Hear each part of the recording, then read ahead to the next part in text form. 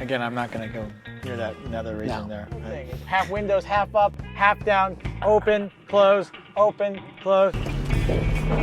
Oh, ouchie. Yeah, we'll just edit that. What do we got here? We've got a 2000 Ferrari 2000? 360. Yeah. Wow, I always thought this was a little bit later than. Yeah, than no. that.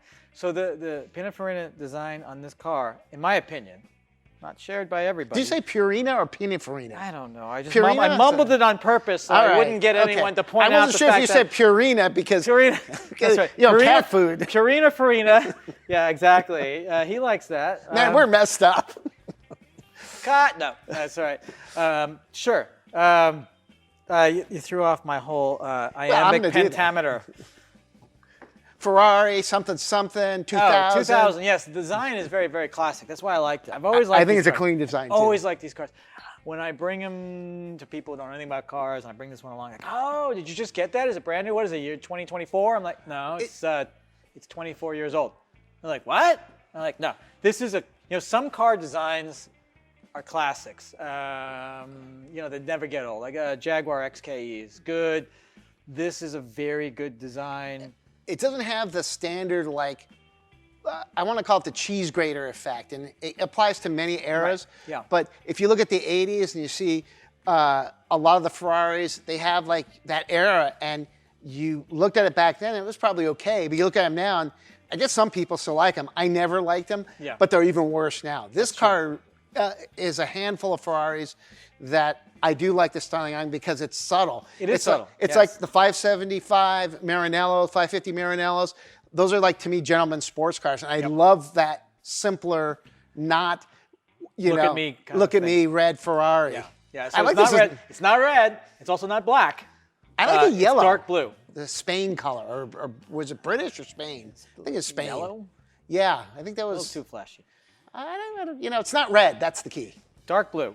I forget the exact color. Azure blue or something like that. Something blue. But I like that I could put my hand on this car and not feel bad about it and dent it. no, it's great value. I bought this for, I think, 63 grand a few years ago. And tremendous value for the money. It's 400 horsepower, normally aspirated. Tiny motor. 3.6. Well, it's 3.6. Because they do the numbers right. They do the numbers right. They unlike used to do BMW. numbers right a lot of yeah. So a 3.6 squeezes 400 horsepower, which is pretty good. Anytime you get above 100 horsepower per liter, that's pretty good.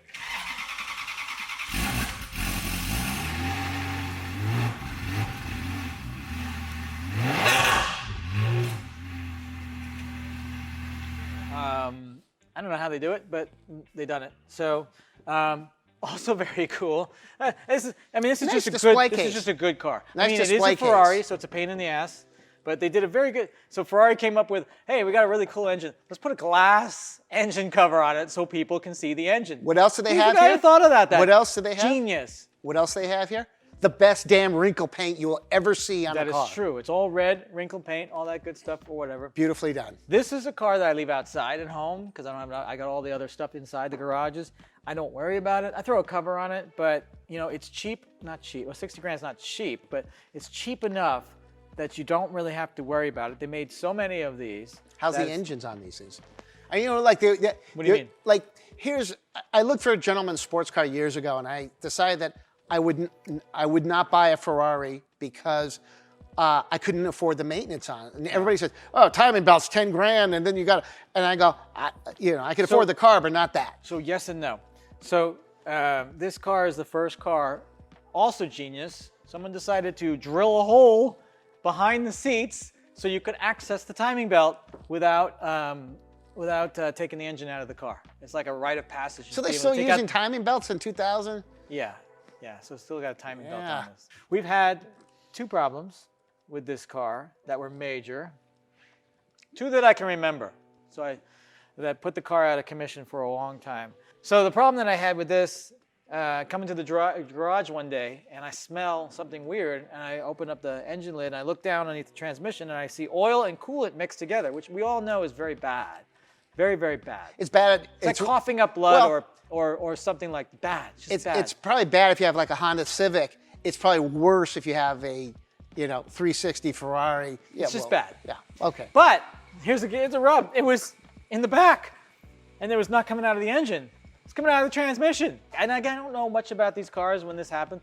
So I'm like, okay, so I go online. Turns out, of course, that Ferrari has an interesting system on this car. So I never heard of this thing before. It looks like a little bit of a miniature nuclear reactor with tubes running down the inside. I have one around here. I was going to pull it out for today, but I can't find it. I think it's upstairs. We'll get a picture for it. But anyway, so this part is really good. So here's the deal. So when you start up the car, what it does is it takes a coolant, which heats up quickly. It takes the transmission fluid, and they run next to each other in a heat exchanger. So what it does, it allows you to heat up your transmission quicker. Also used to cool your transmission. So it does both. So you don't have that time, because usually it takes about 45 minutes, maybe 50 minutes to really, really warm up your transmission. And if you're in one of these cars, you're a player, and you got to get moving. Absolutely. You got to hit that key and hit the track, right? No. But anyway, so, but what could possibly go wrong with that after in a 24-year-old car? So turns out it's a common problem if you don't maintain your coolant. I bought a tool called the Airlift, which is I should have bought this 20 years ago. It allows you to suck all the coolant out, and then it sucks it all back in. You could really do a coolant change in less time than we've been talking about this car already. And I can tell you that for a fact because, well, first I had to replace the heat exchanger, which is located right here, all the way in the center of the motor. So I was able to get, because I've got long, skinny arms, thank you, Mom and Dad. So you get the kids working on the car. Well, no, it costs me too much in candy and annoyances, and they'll put stuff in backwards and all that sometimes. But they're getting useful now that they're in college. So you have to get the heat exchangers in here, and you have to tighten the clamp all the way down. Anyway, pain in the ass. But even bigger pain in the ass is the fact, what do you do when your engine's contaminated with transmission fluid and your transmission's contaminated with coolant? So you have to empty and flush all of them. So for a week, came to work, emptied everything out, put new stuff in, did the airlift, changed the coolant, drive the car once around the block, come back here, and let it sit, because it's got to cool down because you want to burn your hand off. 7 days.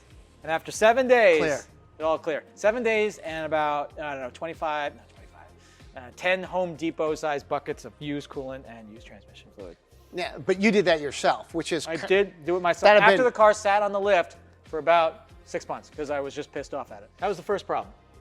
Second problem, so they used some fancy brake fluid with the car. Well, apparently it interferes with maybe the plastic they used on the brake fluid reservoir and turns to a crystallization. Eats up the plastic and... I don't know what it is.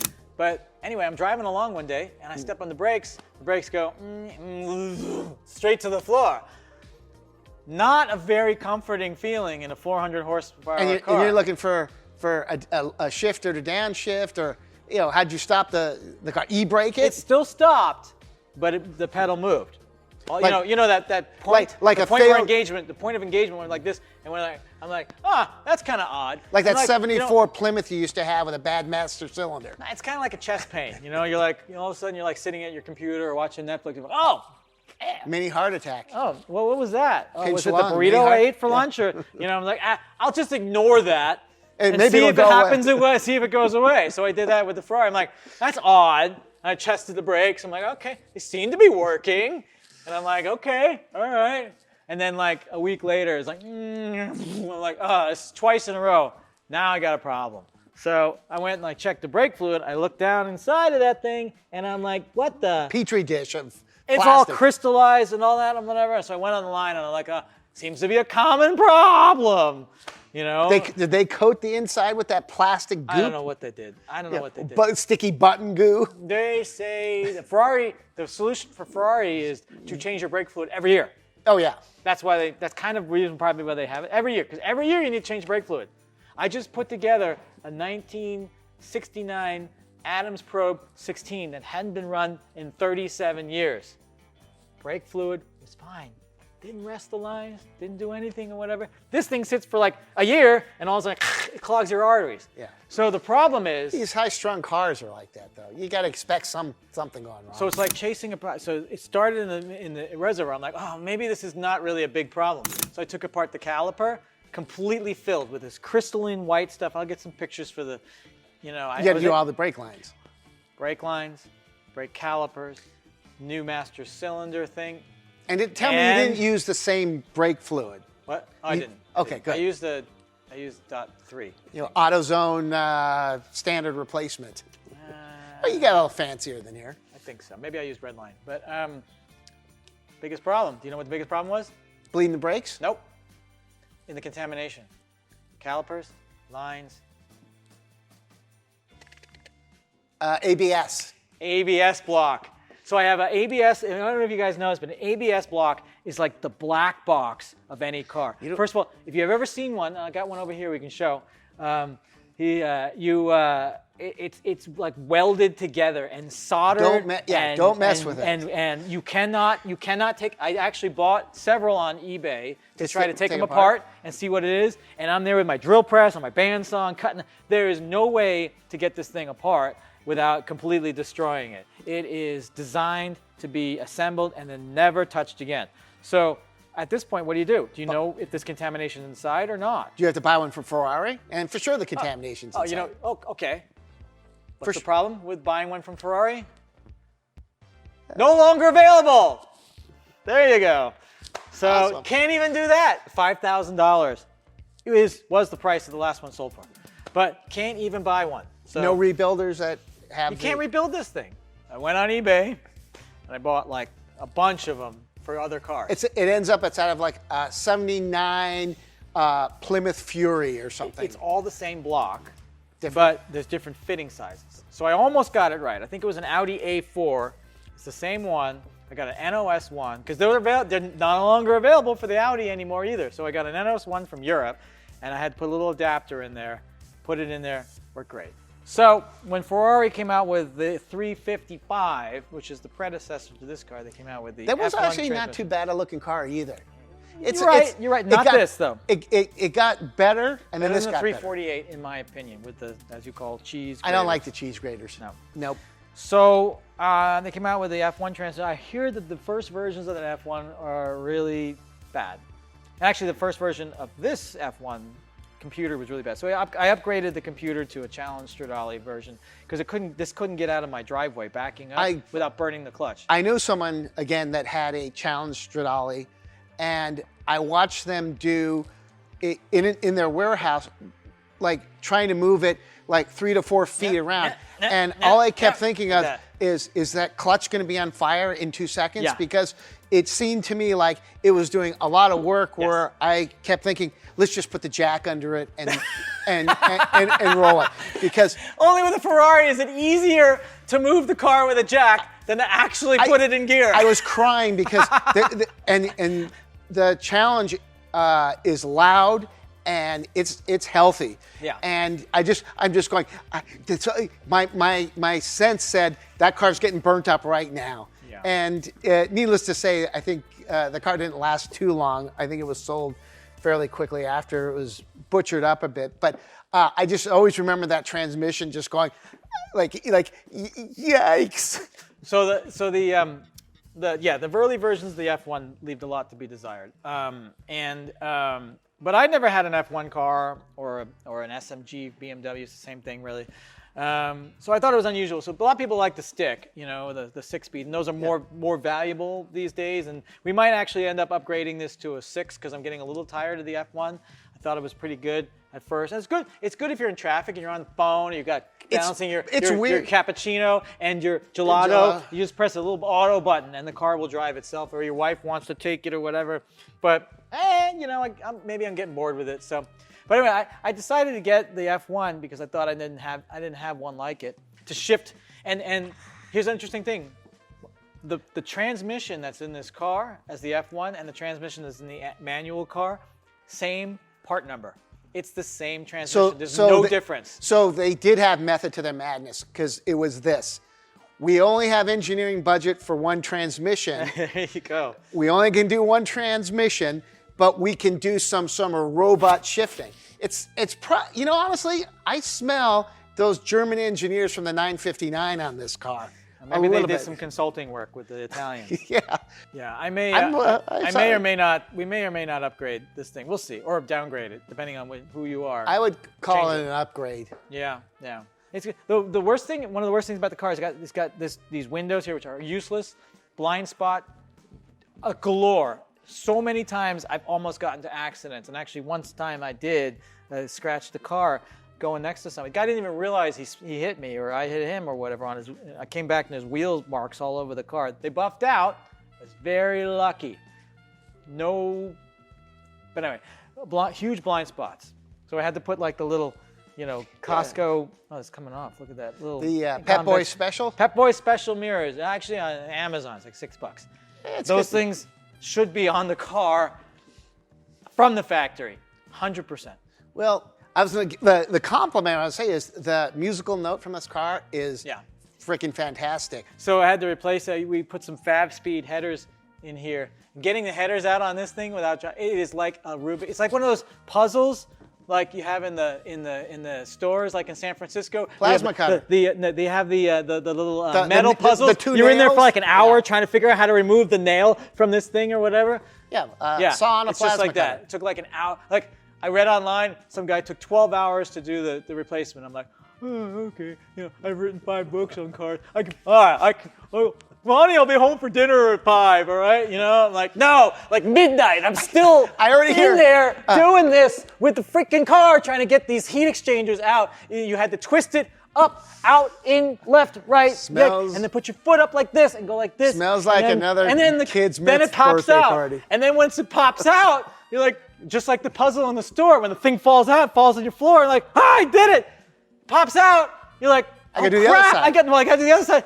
The other side, one side's easier than the other. Crap, I gotta figure out how to get this thing back in.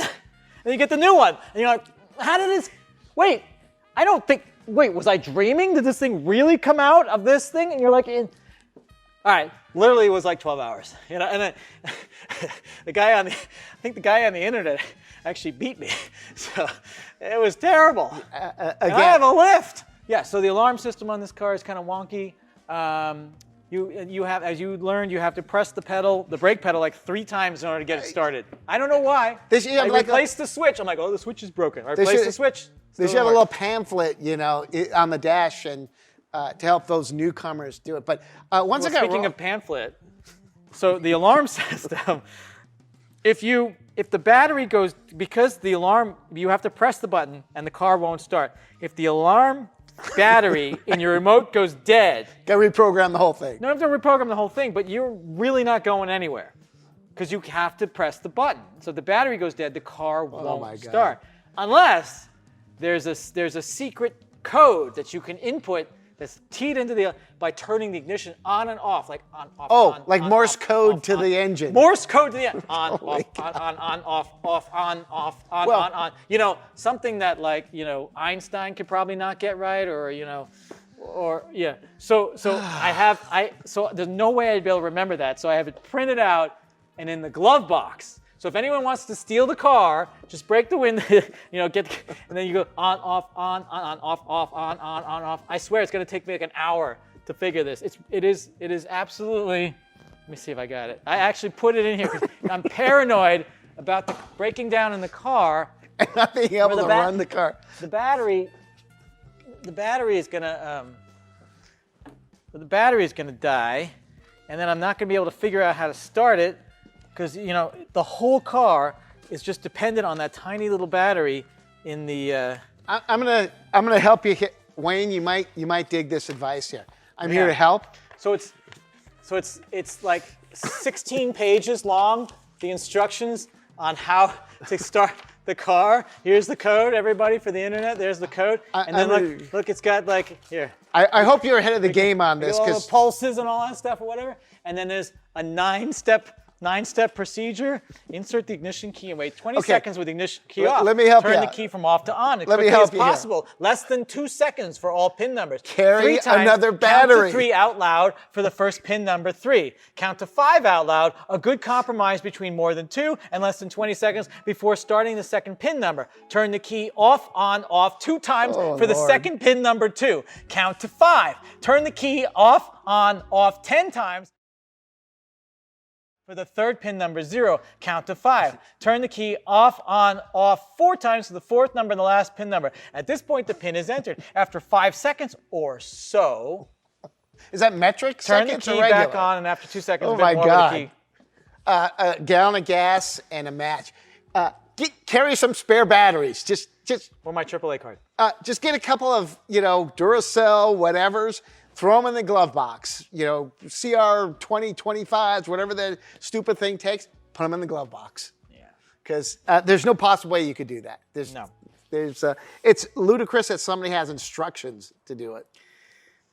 Immobilizers. Right. European immobilizers, not your friend. All right, let's go for a ride. You got it. All right. Now the Ferrari starting procedure is press the button, make sure the light's not off. You gotta buckle up. Do I clap or anything?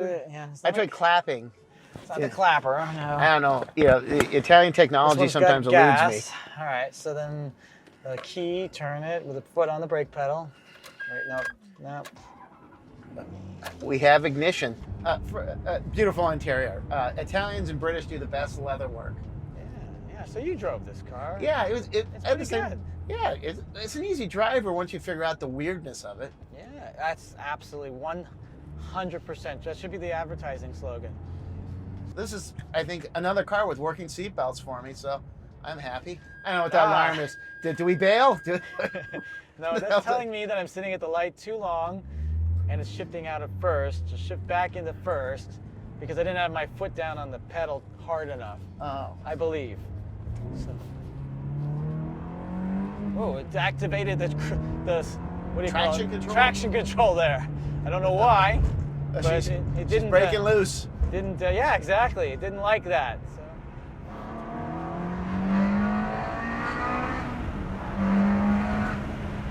Not bad, huh? It gets up and moves. Once it gets, does. It kind of reminds it. It's like bigger, heavier car. We've been driving cars that are in the 2,200 pound mark. This thing's probably not crazy, but still a big car compared to the 914. I don't know if this is my favorite, but it's the one I seem to drive the most often.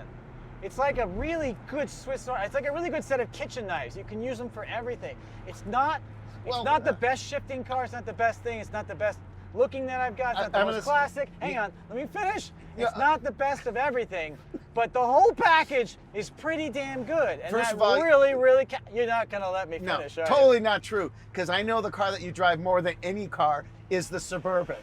No, it's the BMW. The BMW? I thought it was a Suburban, hands down. No. Well, you can drive angry in the Suburban. Nobody's going to mess with you. That's true. That's why I drive the Excursion. And for viewers, I have the big Suburban, the 2500, the 8 lugs, can tow 15,000 pounds. The big one. They don't even make it anymore. 8.1 liter engine. You can drive angry, and nobody can mess with you. Yeah, exactly. You can hit a tree, and the tree will then apologize and fall down. I think people get scared of these things because of the mechanics of them, They're an okay do-it-yourself car. Yeah, it doesn't seem crazy like some of them, but I've looked at a few in the past, and like I said, I really like the Maranellos, their style that I like.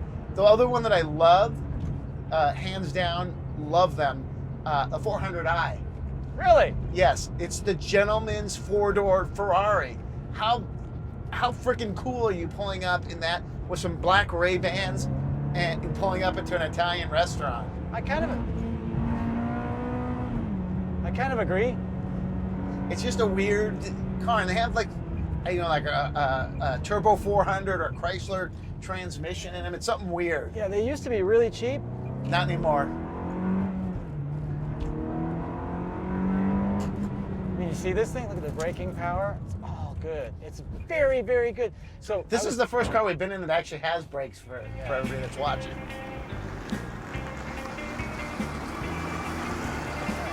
A lot easier to get out. Blew the camera right off. Yeah. It's too fast. But right when I came in the driveway. All right, Sandy. All right, let me click this camera off. You've actually driven this car, so you actually like it, right? Yeah, it was all right driving it. Wouldn't it be my first choice for something? When we get to the car that I really do want to get a ride in. The Rally or no, the Tank or the Jag. Oh yeah. I'm curious. We've hit a lot of performance cars. This one is kind of. It's not quite the gentleman's sports car because it's a little bit more aggressive. It's not a GT car. No, it's got some performance. It's howls pretty good. It's got good brakes. First car we've driven here with good brakes, which is, it's nice to be a passenger in a car with good brakes.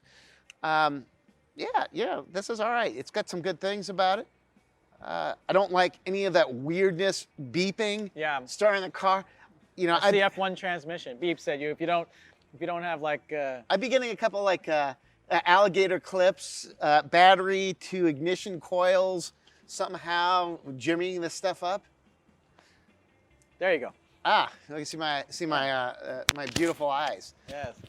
Plus And it's almost nighttime. it is. So- Well, who knows? They're prescription. I Oh, can they see. are? Yeah. How else do I see? I'm not 13. My eyes don't work. Oh, okay. But yeah. Plus the other thing about this car, it's subtly good looking. It is good looking. It has good lines, no matter which way you look at it. Optional Mr. Ferrari logos on it. So I knew you were going to ask about that. So if you look, we'll get in the B-roll, but if you look carefully, this is a $1,200 option. Not that I ordered and spent $1,200 for it, but whoever ordered it in 2000 or 1999 did.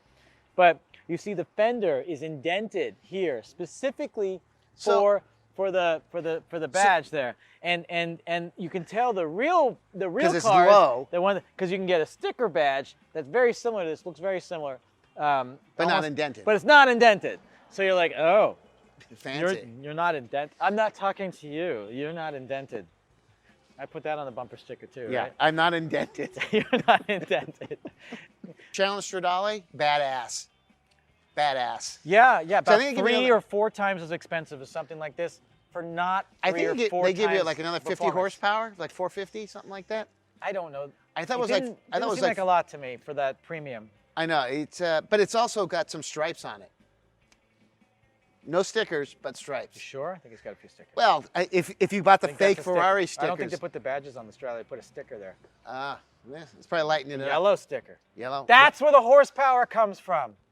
And Old with man, that, freaking old man Ouch. Ferrari. yeah. All right, let's go. All right, I had enough of these cars. Come on, Cooper.